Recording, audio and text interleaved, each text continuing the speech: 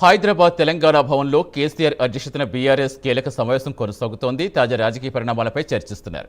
తాజా రాజకీయాలపై పార్టీ నేతలకు కేసీఆర్ దిశానిర్దేశం చేస్తున్నారు. అంతకుముందు తెలంగాణ భవన్కు చేరుకున్న మాజీ సీఎం కేసీఆర్ తెలంగాణ తల్లి విగ్రహానికి నివాళులర్పించారు.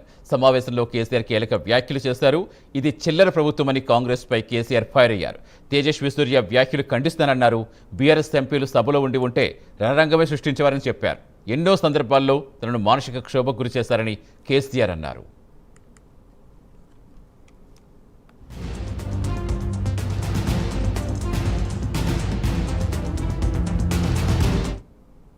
పూర్తి సమాచారం ఇచ్చేందుకు మా కరెస్పాండెంట్ చందు జనతరు. చందు, చాలా రోజుల తర్వాత కేసీఆర్ నేతలతో సమావేశమయ్యారు. ఇంకా కంటిన్యూ అవుతుందా సమావేశం? ఇంకా ఏ వ్యాఖ్యలు చేస్తారు?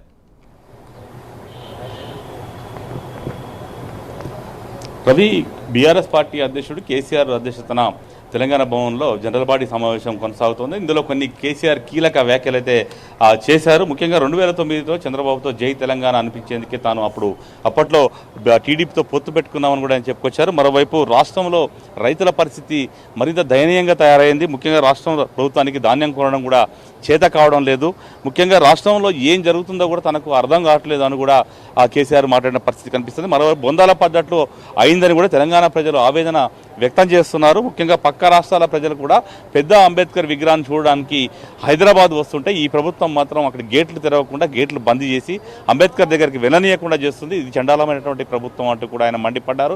మరోవైపు బీఆర్ఎస్ పార్టీ ఆందోళనతోనే మొన్న అంబేద్కర్ విగ్రహాన్ని అక్కడ ఉన్న గేట్లను కూడా ఓపెన్ చేశారు. ఈ ప్రభుత్వం ఇలాంటి ప్రభుత్వాన్ని తాను ఎప్పుడు చూడలేదంటూ కూడా మండిపడ్డారు. ముఖ్యంగా చూసినట్టయితే ఇది చిల్లర ప్రభుత్వం, ఈ మాటలేంటి కూతలేంటి అంటూ కూడా ఆయన ఫైర్ అయ్యారు. ప్రధానంగా మరోవైపు ఎంపీ తేజస్వి సూర్య పార్లమెంట్లో చేసిన వ్యాఖ్యలపైన కూడా కేసీఆర్ మండిపడ్డారు. ముఖ్యంగా ఆయన ఇండియా పాకిస్తాన్తో రాష్ట్ర విభజనను పోల్చడానికి కూడా తప్పుపట్టారు. ఒకవైపు తేజస్వి సూర్య చేసినటువంటి వ్యాఖ్యలపై అసలు ఈ కాంగ్రెస్ కానీ బీజేపీ ఎంపీలు కానీ నోరు మెదపలేదు, కనీసం మాట్లాడలేదు, స్పందించలేదు.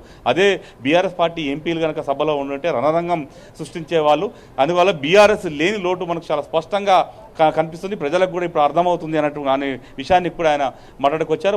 మరోవైపు కేంద్ర జలశక్తి మంత్రి సిఆర్ పాటిల్ ఏదైతే కాళేశ్వరం మీద కామెంట్ చేస్తారో దానిపైన కూడా కేసీఆర్ స్పందించారు. ముఖ్యంగా కాళేశ్వరంపై సిఆర్ పాటిల్ చేసేటువంటి వ్యాఖ్యలపై రాజ్యసభలో మన సభ్యులు ఉన్నారు కాబట్టి ఖచ్చితంగా సురేష్ రెడ్డి గట్టిగా ధీటైన సమాధానం ఇచ్చారని కూడా ఆయన చెప్పుకొచ్చారు. అంటే మొత్తంగా బీఆర్ఎస్ పార్టీ ఎంపీలు లేకపోవడం వల్లనే ఎవరు తెలంగాణ గురించి మాట్లాడడం లేదు, పట్టించుకోవడం లేదు. బీఆర్ఎస్ ఎంపీలు కనుక అటు లోక్సభలో కనుక ఉంటే కనుక ఖచ్చితంగా ఈ బీజేపీ ప్రభుత్వంపై పోరాటం చేసేవాళ్ళన్నటువంటి విషయాన్ని కూడా ఆయన గట్టిగా చెప్పే ప్రయత్నాన్ని అయితే చేశారు. మరోవైపు తెలంగాణ గురించి ఇష్టం వచ్చినట్టు మాట్లాడుతుంటే కాంగ్రెస్ బీజేపీ నేతలు అసలు మనుషులు గారా, మనుషులు లేక లేరా, మీరు ఏం చేస్తున్నారు, గట్టిగా మాట్లాడుకుంటాడు కూడా వాళ్ళని నిలదీసే ప్రయత్నాన్ని చేశారు. మరోవైపు ఎన్నో సందర్భాల్లో తనను మానసిక శోభకు గురి చేశారని వ్యాఖ్యలు కూడా కీలకమైన వ్యాఖ్యను కూడా కేసీఆర్ చేశారు. అది అంటే గతంలో కేసీఆర్ను ఉద్దేశించి రేవంత్ రెడ్డి చేసిన వ్యాఖ్యలు కావచ్చు, అదేవిధంగా తాజాగా కవిత ఏదైతే కొత్త పార్టీ ఏర్పాటు సమయంలో చేసిన వ్యాఖ్యలు బట్టి ఆయన ఆ వ్యాఖ్యలు చేసి ఉంటారా అనే ఒక చర్చ అయితే ప్రస్తుతం కొనసాగుతుంది. ఎందుకంటే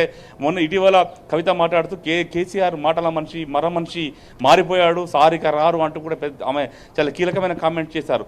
అది దీంతో ఆయన శోభకు గురయ్యారా, లేకపోతే గతంలో రేవంత్ రెడ్డి చేసినటువంటి కామెంట్లతో ఆయన శోభకు గురయ్యారా, లేకపోతే రాష్ట్రం పరిస్థితి దిగజారిపోతుందనేటువంటి దాంట్లో ఆవేదన గురయ్యారా అనేది మాత్రం తెలియాల్సింది. ఆయన ఎందుకు ఆ కామెంట్ చేశారో మరి అది నేతలు మరికొద్ది సేపట్లో చెప్పే అవకాశం అయితే మనకు కనిపిస్తోంది. మొత్తంగా చూసినట్టయితే ఈ సమావేశంలో కేసీఆర్ అయితే ఇటీవల జగిత్యాల బహిరంగ సభలో కేసీఆర్ ఏదైతే ఈ తేజస్వి సూర్యపై మాట్లాడతారని అందరూ ఆశించారు, కానీ ఆ రోజు బహిరంగ సభలో మాత్రం ఆయన మాట్లాడలేదు.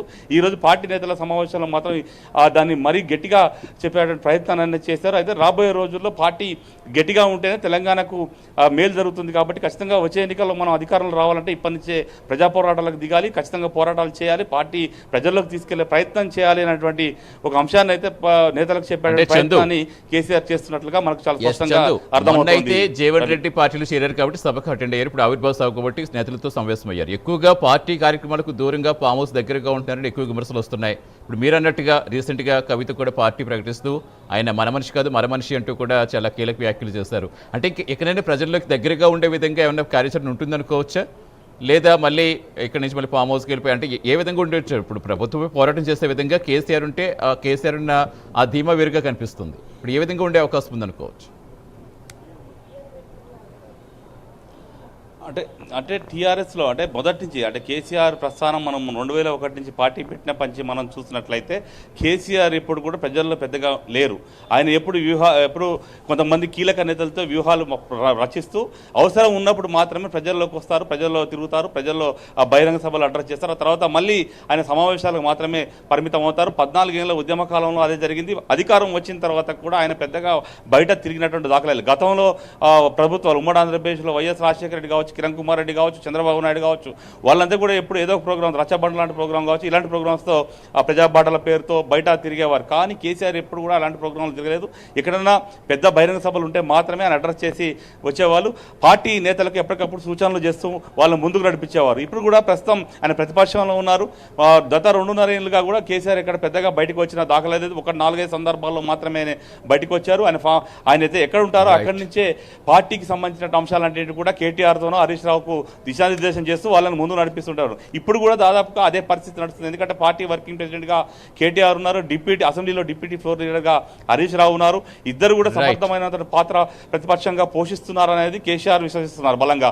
కాబట్టి ఇప్పుడు కూడా వాళ్ళ ముందు పెట్టే కేసీఆర్ నడిపిస్తారనే చర్చ అయితే ప్రస్తుతం అయితే జరుగుతుంది. వాళ్ళే ముందు ఉండే పార్టీని ముందుకు తీసుకెళ్లేటువంటి పరిస్థితి కనిపిస్తా ఉంది. Satish, right, thank you Chandu.